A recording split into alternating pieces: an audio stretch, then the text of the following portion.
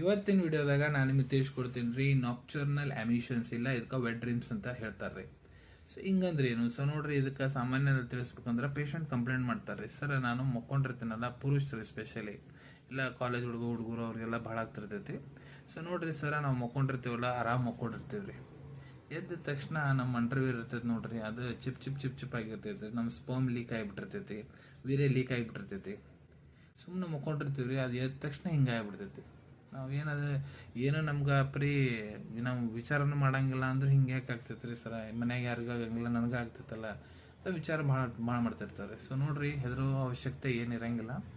ಇದು ಒಂದು physiological process. ಇಲ್ಲೇನು ಮಾಡ್ತೈತಪ್ಪ ಅಂದ್ರೆ, ನಿಮ್ಮ ದೇಹ ಏನಿರ್ತೈತಿ, ಬಾಡಿ, ನಿಮ್ಮ ಸೆಕ್ಷುವಲ್ ಟೆನ್ಷನ್ಸ್, ಸೆಕ್ಷುವಲ್ ಆಲೋಚನೆಗಳು ಏನಿರ್ತಾವೆ ನೋಡ್ರಿ ತಲೆಯಾಗ, ಅದರಲ್ಲೇ ಸ್ಟ್ರೆಸ್ ರಿಲೀಫ್ ಮಾಡಲಿಕ್ಕೆ, ಟೆನ್ಷನ್ ರಿಲೀಫ್ ಮಾಡಲಿಕ್ಕೆ, ಸೆಕ್ಷುವಲ್ ಟೆನ್ಷನ್ ರಿಲೀಫ್ ಮಾಡಲಿಕ್ಕೆ ಈ ರೀತಿ ರಿಲೀಸ್ ಆಗ್ತೈತಿ. ಅದರಲ್ಲಿ ನಿಮ್ಗೆ ಹಳವಾರು ಅನಿಸ್ತೈತಿ ದೇಹ.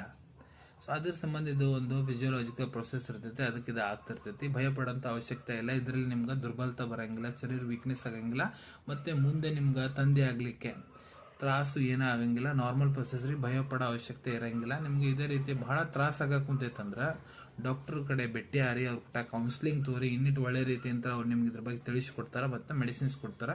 ಅದರಲ್ಲಿ ಇದು ಆರಾಮಾಗ್ತೈತೆ ರೀ. ಧನ್ಯವಾದಗಳು.